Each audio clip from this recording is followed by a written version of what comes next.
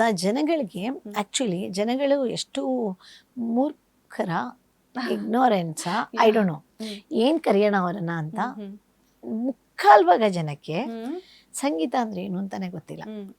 ಸಂಗೀತ ಅಂದರೆ ಅವರು ಈ ಫಿಲಮ್ ಹಾಡುಗಳನ್ನೇ ಸಂಗೀತ ಅನ್ಕೊಂಡ್ಬಿಡ್ತಾರೆ ಎಷ್ಟೋ ಜನ. ಅದನ್ನು ಶ್ರುತಿ ಸೇರಿಸಿ ಹೇಳಬೇಕಾದ್ರೆ ಸಿನಿಮಾ ಹಾಡುಗಳನ್ನು ಭಾಳ ಕಷ್ಟ ಇದೆ. ಅದಕ್ಕೆ ಸಂಗೀತದ ನಾಲೆಜ್ ಇದ್ರೆ ಮಾತ್ರ ಹೇಳಕ್ಕಾಗೋದು.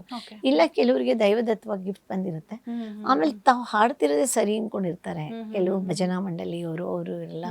ಸೊ ಆ್ಯಕ್ಚುಲಿ ಶುದ್ಧ ಸ್ವರದಲ್ಲಿ ಶ್ರುತಿ ಶುದ್ಧವಾಗಿ ತಾಳಬದ್ಧವಾಗಿ ತಾಳನ ಶ್ರುತಿನ ಎರಡನ್ನೂ ಸಂಗೀತದಲ್ಲಿ ತಂದೆ ತಾಯಿ ಅಂತ ಕರೀತಾರೆ. ಒಂಥರ ತಂದೆ ತಾಯಿ ಇದ್ರೆ ಮಾತ್ರ ಮಕ್ಕಳು ಹುಟ್ಟೋದು. ಸೊ ಹಾಗಾಗಿ ಸಂಗೀತ ಮಕ್ಕಳ ಥರ, ಅದು ತಾಯಿ ತಂದೆ ಲಯ ಇದು ಶ್ರುತಿ ಎರಡು ತಂದೆ ತಾಯಿ ಥರ. ಅದರಲ್ಲಿ ಹೇಗೆ ಅಂದರೆ ಒಂಚೂರು ಧ್ವನಿ ಭೇದ ಹೋದ್ರೂ ಅಪಸ್ವರ ಬರುತ್ತೆ.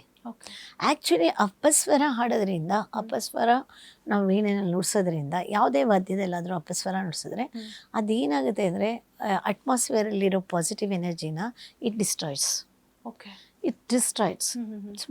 ಮೈಲ್ಡ್ ವೇ ರಿಸರ್ಚ್ ಎಲ್ಲ ಆಗಿದೆ ಅದರಲ್ಲಿ, ಇದು ಡಿಸ್ಟ್ರಾಯ್ ಮಾಡುತ್ತೆ ಅಪಸ್ವರ. ಒಂದು ಅಪಸ್ವರ ಹೇಳ್ತಾ ಇದ್ರೆ ಒಂದು ಮಗು ಸಮೇತ ಮಲ್ಕೊಳ್ಳಲ್ಲ.